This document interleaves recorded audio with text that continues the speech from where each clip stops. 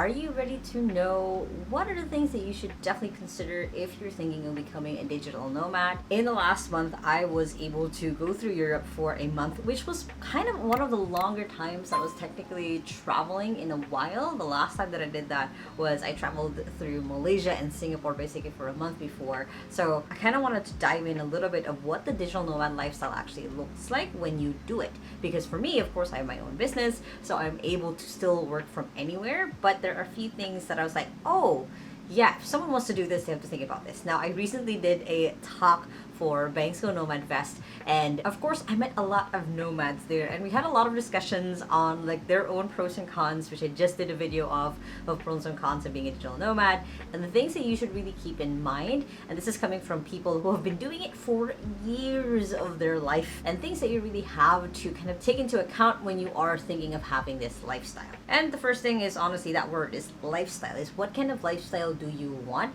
when you're becoming a digital nomad? And the reason why this is the first thing that you need to consider is everything else follows it. Like, do you want to be the digital nomad who has a full-time work where you can go out basically either at night or on weekends? Are you going to be a digital nomad who might be, for example, when I was in Europe, my team was in the Philippines. My mornings, basically early mornings up till like noon or 1 was the time that I was talking to them and working, and then the rest of my day I was able to go out. So depending on what that looks like for you, you have to kind of map that out. Of you want to have a full-time job and only go out basically after work, or do you want to have it where you might be working at a different time zone, for example, earlier in your morning, so then in your afternoons are relatively free for you to be able to run around. So depending on what that looks like for you, that's the first thing. And other parts of the lifestyle is, would you want to be in luxury hotels, or are you more looking for long-term rentals basically in different places? Now, I learned a really good term when I was in Bulgaria, which is basically a slow mad, which is a lot of people who sadly have gotten burnt out already of doing 2-week trips in different places. They've gone slow mad where they would stay in just one place for a month. And as someone who did go through different places within like I think a week and a half span, it does get tiring to have to unpack, repack, get laundry done, so on and so forth, the logistics of that. So part of you planning what your lifestyle would look like is figuring out, like, do you want to stay in a country for a week and a half, or do you want to be like there for a full month? So then you're looking at rentals basically that will allow you to stay there for a month. So these are kind of the starting phases of what you want to think about. You then want to be in a co-living space where you might be roommates with someone else. Do you want it to be where you're kind of just really traveling solo or traveling with a group? So kind of imagine yourself 6 months to a year from now, if I'm doing the digital nomad life, what does that actually look like for me? Now, this might change very, very often. This might be like you lived in a place for a month, you kind of got bored, and you just want to do the 2-week thing, and or you did the 2-week thing and then you figure out like, hey, I actually want to do the month thing. But it's important to plan ahead of what that looks like for you, because like I said, everything else in this video falls after that. Now, the next thing that you need to really consider is, of course, your internet connection. Of anywhere you're going, you need to have a stable enough internet connection to actually work. Now, of course, there's places like co-working spaces, there's hotels that you can probably go into and just buy yourself a coffee and be able to work the rest of your day. And there's also going to be times where you might go to a country that doesn't have good enough internet. What's your backup then? So that's the main thing, because that's literally your lifeline of getting work done, is your internet connection, because that's kind of a lot of time you make or break. So for example, when I was in Bulgaria, our internet was okay, not the most fantastic, which meant that I would do sales calls with clients and it wasn't going well because I could not hear them or they could not hear me. It also meant that if I was gonna load specific tools, they would load slower. Like, I kept kind of getting refreshed by one of the websites or tools that I kept using forever and ever and ever, and for some reason I was having problems using them in Bulgaria, even with a VPN. So that's kind of the things you have to consider with the internet connection wise. Is there a way that you can maybe use data, but then it might just run out because you might be using a ton of data?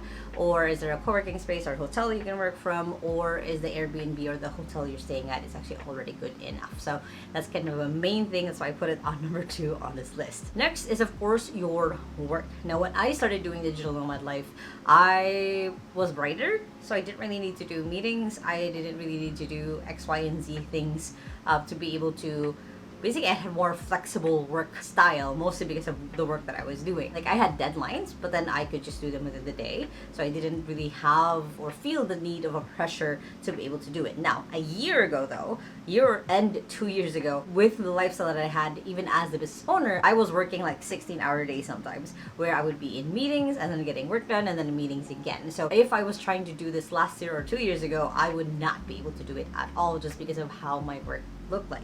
So this is also part of you looking for work online remotely. You might already have a job, you might already have a business, but can your work handle you being a digital nomad, where you can go out after work, where you can be in different places at once? It could be different time zones, different financials. So depending on what that looks like, you have to really consider that is my work actually something I could do remotely? Or for example, I know some digital nomads who brought their microphones or their cameras because that was part of their job. They were podcasters, they were course creators, so they had to make sure that they had a good background every single time. That was the same thing for me, creating a lot of content for you guys for my vlog, as I also did have to consider how am I going to carry all of my equipment, just because of the kind of work that I do as I'm traveling through Europe. So whatever that looks like for you, you have to really buckle down and look, can you actually do this work? Will your company allow you to do remote work? Or as you're job hunting right now or creating your business, can it actually be sustainable as you're traveling everywhere else? Next is your passport, or basically your visas. So for example, for me, I have a Philippine passport, which is not the best. I only had 30 days in Europe.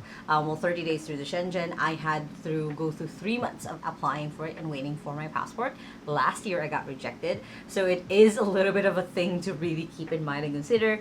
There are also some countries that don't allow people who are digital workers. They have to show other ways that you can sustain yourself as well. And if you're, again, like me with the Philippine passport, it might be harder or easier to get to some places as you are traveling around. And as a really good example, you can't really just do last minute trips if you're in another country and trying to go to another one. So for example, for me, if I wanted to travel from Europe to Qatar or Dubai, I would have to apply online with a few days. So it can't be just an impulse thing. Like, hey, I want to go to this country or this country, just because I am limited by my passport and visas. So these are things that you have to really keep in mind. You have to research the company that you're going into. Definitely don't depend on airlines to be able to sort out your visa. Do it yourself as much as possible, because then at least it's a little bit of an easier process versus like depending on someone else to do it. Now you can work with agencies, you can work with travel experts basically, but it is still good to research on your own to find out how you can do this so you can do it long term. Of course, there are things like digital nomad visas that you can get for different countries,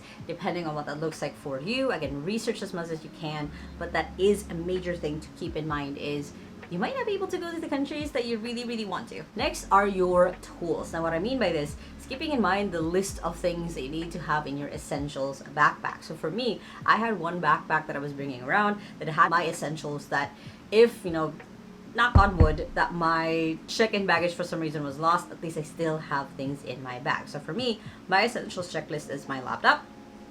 Aside on my laptop, I have to make sure that battery is good. I'm making sure I have a VPN to make sure that I can be basically invisible when I'm working with public Wi-Fi or in coffee shops or even co-working spaces. I would turn on VPN just to kind of make myself more secure. Plus, it makes it easier for me to access certain tools or apps or different things that I couldn't access when I'm in a different country. I'm also making sure I have my power plug, a travel adapter basically for my plug. So different countries, like when I went to Dubai, it was a different plug. When I went to Italy, Bulgaria, it was a different plug. So you have to keep that in mind as well to make sure that you have the right earphones when you're doing calls or doing some work. You want to make sure that you have, if you want to be on the ergonomic side, you have a laptop stand, a mouse, a keyboard. I do that. I travel with those. So depending on what makes sense for you, making sure that it's all in one backpack of what your hand carry is. I even have this really big power bank that basically can charge my laptop when I need to. So let's say I don't have a place where a coffee shop that doesn't allow plugs or anything, at least I have this power bank, so then I am able to just plug in my laptop when I need to. Next thing you have to consider are culture changes. Now this is a funny thing, is when I went to Italy and Bulgaria, their culture was totally different. In Italy, it was very like, they were nice, they were smiling, they were like, hey, come over. And in Bulgaria, just because of their culture, it wasn't that it was bad. It was just like, hey, pay us first and we'll do the service, or kind of that kind of very transactional way of working together, which I honestly didn't mind, but I know for some people it was a little bit off-putting. So depending on where you go, you have to consider the culture that they have. If you're going to, for example, a Muslim country, making sure you dress appropriately. If you're going to a country where it might be a little bit more on the dangerous side, you might want to make sure, for example, for me, I use a pack safe bag that has locks in it, that I could lock into a chair or a pole if I'm working somewhere else, so I don't have to fear of my own safety or the safety of my devices, so on and so forth. So you do have to put that in mind of like, hey, I'm in a different country. I'm the foreigner right now. I don't get to have a say of how people are acting, because I've seen people who also complained about the service or one thing or another. And for me, because I've been traveling for a while, I'm like, no, that's typically the service. They're not just doing that to you. So keeping that in mind is a big thing as well. It's just the difference in the people that you'll meet, the people that you'll come across, not just in people that you meet basically because you went to this particular restaurant over and over again, is that there are going to be people who will not have the same view of the world as you. And it's kind of sometimes surprising for some people who don't travel as much, which is why I always encourage people to travel as much as they can so they can see more of the culture of the world. But that is the main thing to consider when you're digital nomad, is there might be places that won't allow, if let's say you're a solo traveler, that will look weirdly at you because you're a solo traveler. That, for example, for me, I've traveled solo as a digital nomad myself, and I've gotten weird looks because I'm, a girl traveling everywhere else. So versus like if I had like a partner or someone I was traveling with, it would be more acceptable.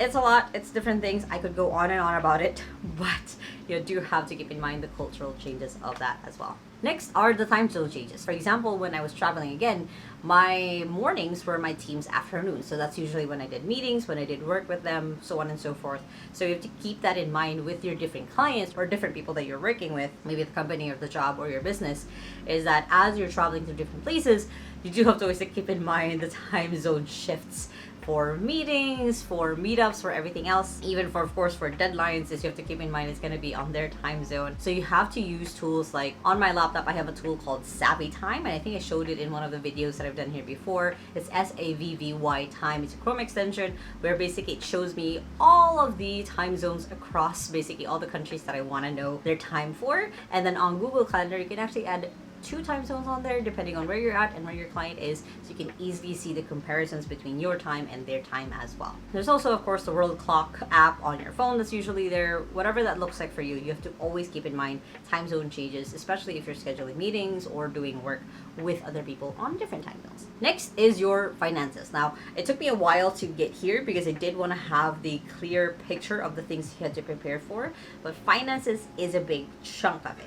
Finances is basically, can you sustain having that laptop? Can you buy a new laptop if you really need last minute that your laptop exploded basically, or the battery expanded or something went wrong with it? Can you buy new equipment? Do you have savings in mind for those emergency cases? Or even when you get sick, do you have that in the back of your head? Would you have a place that you're renting in your home country to keep all of your stuff in there while you're traveling? That means you're paying double the rent. You're paying your rent at your home country and you're still paying rent for the places that you go to. Or are you going to just rent basically wherever you go?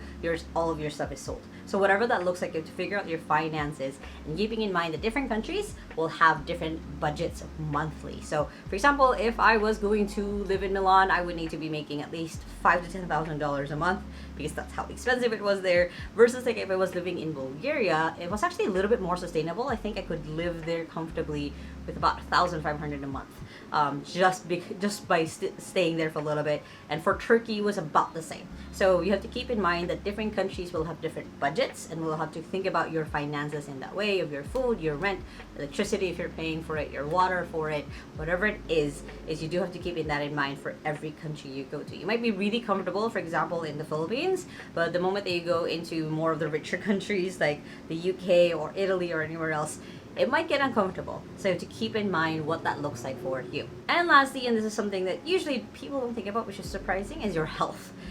Your health might have different reactions in different countries, with different humidities, with different allergies that might pop up, with different just sicknesses, also just generally getting sick. Like if you had the flu or you had to be rushed in the hospital, what does that look like? I was in a meetup with a few women where they talked about the different health cards that they had to keep paying for, depending on the country that they were at.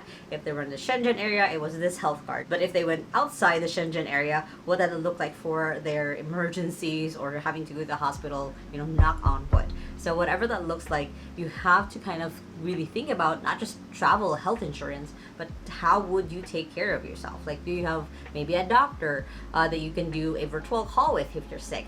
Do you have a way that you are able to cover medical expenses as they happen? Because again, it's kind of like living at your hometown, is there will be times where you will need to go to the doctor. So to keep that in mind as you're considering becoming a digital nomad. Now, if you guys liked this video, make sure to hit the thumbs up button right there and comment below, are you considering becoming a digital nomad? I would love to know. And if you have any questions, please put them below, because I'll put them for the first episode of season 2 of the Scale You podcast, which is all about how to become a digital nomad. And if you still haven't yet, make sure to hit the subscribe button right there so you don't miss any of my videos every Sunday and Thursday on how to work from home and how to have a business from home, which you guys can check out those 2 playlists right here and the latest video right here. Hope you guys have an amazing day. Remember that small steps matters, and I'll see you in the next video.